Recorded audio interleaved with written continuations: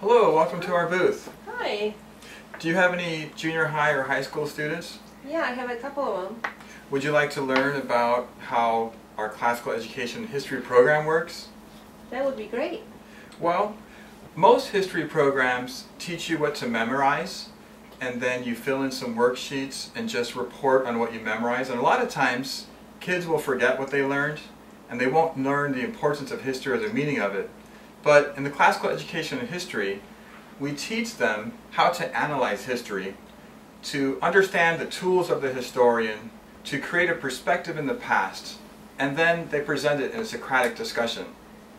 And even though it sounds very challenging, what we did was we took a graduate level history program and took it down to kid size.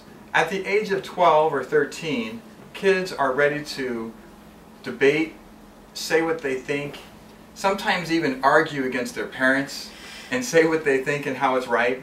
And so with the study of history, we show them how to do that as an academic person. That sounds great, but how about if I want to take this program home and I'm not that familiar with history and I don't know the answers? Well, it's funny you ask that, because based on some really strong homeschool moms, we created a DVD program where I am teaching my children and a few of their friends all of the tools of the historian. So by following our DVD program and with this booklet, you, as the mom, also learn the tools of the historian along with the students. We designed the program to last about 32 weeks, and each week's lesson can be 1 hour to 1.5. And it would be enough on the tools of the historian if right before the class you just put the DVD in and you follow along. After I teach my students the tools of the historian, I give them an open-ended history question. The text is completely located in this booklet. The kids do their research, and then we have a guideline for the parent or for the teacher how to lead a Socratic discussion. There are also rules for the student of how to have a Socratic discussion. See, the goal is to search for the truth in history, not necessarily to win the debate. After you have the Socratic discussion at home, we have a DVD which shows my students having the Socratic discussion in our home. So you and your children get an idea of what it would look like. Then, once the students learn the tools of the historian, each content has a 32-week guide that you follow, and at this point you would go into the Take a Stand book, which has the open-ended questions that cover the entire year. The student would get the open-ended question, do their research based on the texts that we recommend, and we always recommend a textbook and a primary source book. The idea with our sources is so that the student gets a version that contains all necessary information, but also they learn from eyewitnesses of that time period. So they get different accounts of what happened. They formulate their opinion, and then they come and have a Socratic discussion. After that, we teach them how to write an analytical essay. So the approach to classical education in history is students learn the tools of the historian, they're given an open-ended history question, they do research, there's a Socratic discussion, and then they write the analytical essay. Then they go to the next open-ended history question. Okay, so this can serve also as my writing program. It can serve as your writing program for an analytical approach in history. It does not replace a creative writing program. Okay. And then all this happens in 32 weeks. The tools are part of the 32 weeks, how you talked about tools. Yes, the tools are part of the 32-week program. We designed it so that you would have about a month off around Christmas time, 2 weeks off at Easter, another week off around Thanksgiving. And at the beginning of the year, focus is spent on tools of the historian. Towards the midpoint to the end of the year, the students are mainly tackling the history issues and history questions and research. That sounds very good, and this kind of lends into having a group for the discussions, right? It is true that it's best with a small group. The students are a little bit more motivated to do research and to discuss with each other.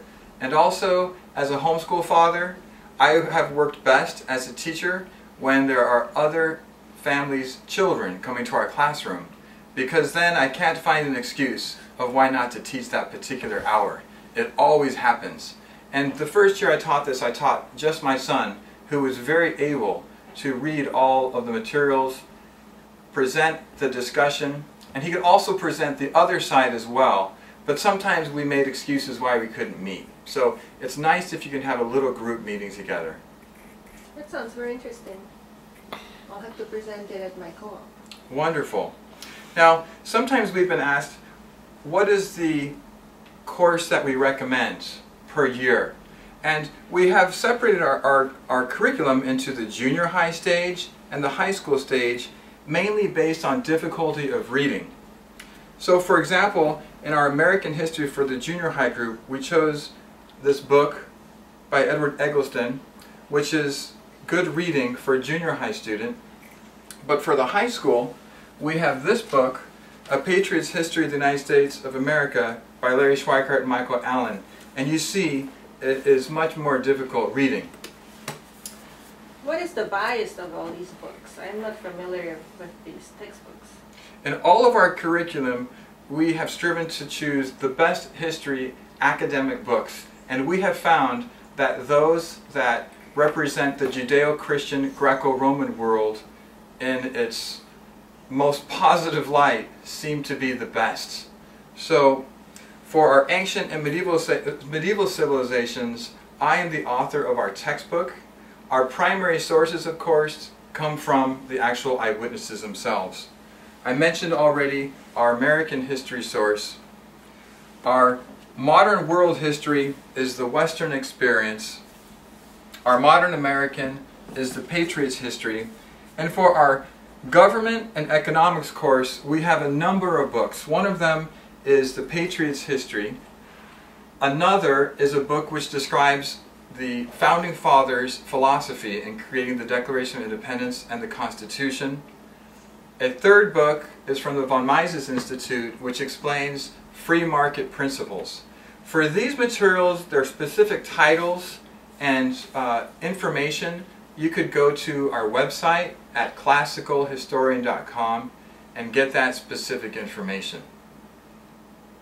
Okay, that sounds good. So each course has its textbook and a primary source document and a DVD if I choose to. And then we have, what is this book? This has the particular questions that the children tackle? Yes, the Take a Stand book has the open-ended questions and also the research activities that the student has to fulfill before they have the Socratic discussion. So you're right, each complete curriculum comes with the 32-week guide for the parent, the Tools of the Historian DVD and booklet, the textbook, and the primary source book. So you have everything you need. Things there. And then if you were to teach 3 or 4 students, of course the teacher would have to have the complete curriculum, and the students would need each a Take a Stand book and the textbook and the primary source materials. I see that there are no primary source here. Is that online or something? Yes, for our ancient and medieval program, we put the primary sources online on our website where you can access them for free. And what's interesting about these two courses is that this one textbook covers 2 years.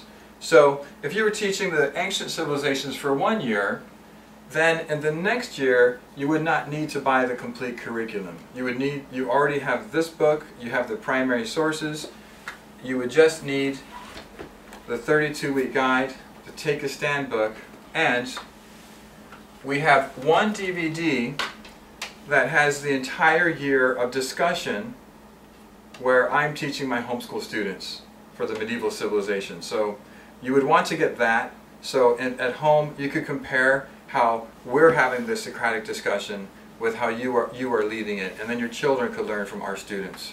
So when I go from year to year, I already have the tools. I just need to get the new DVD particular discussions, and then I need to get new textbook. But otherwise, I don't have to purchase all the materials as far as reusing for the next years, right? That is correct. The tools of the historian stay the same, whether you're a 12-year-old or a 25-year-old. So you wouldn't need to buy those every year, but I do strongly recommend that you start the year off by teaching those skills again, because it's very simple for us to forget these basic skills. Okay. I'd also like to mention, how do we recommend that students learn this curriculum? I would say that there is an ideal, and that's chronological. However, in my family this year, we had an incredibly bright older student with an incredibly bright younger student, and we felt it was more convenient in our family to teach one content to both of them in our homeschool group. So one of the students is beginning with American history, and then next year he will be learning ancient civilizations. But I feel that if the students learn the tools of the historian well and the history content well, by the time they're 18, if they have done a really good job, then they'll be fine as far as history is concerned. Sounds good. And how about if I reuse the same curriculum for like younger children later? I just need to always the student's book, right? That is correct. If you do this with younger children, they can reuse the Take a Stand books if they haven't written in them. Okay. Teresa is in our course this year. Teresa, if you were to talk about the favorite part of the classical historian program, what might you say? I liked having the discussions because you get to say what you think. I would like to say as a parent that I enjoy this program because it's not just me giving a bunch of information, but more I'm learning how my children think and how they form their thoughts and ideas. And that's the exciting part. That's good. For teachers of co-ops and for schools, we created this guide called Classical Education and History. It describes this program in greater detail, and it has a nice foreword by a renowned historian, as well as some nice recommendations from classical schools and also from homeschools.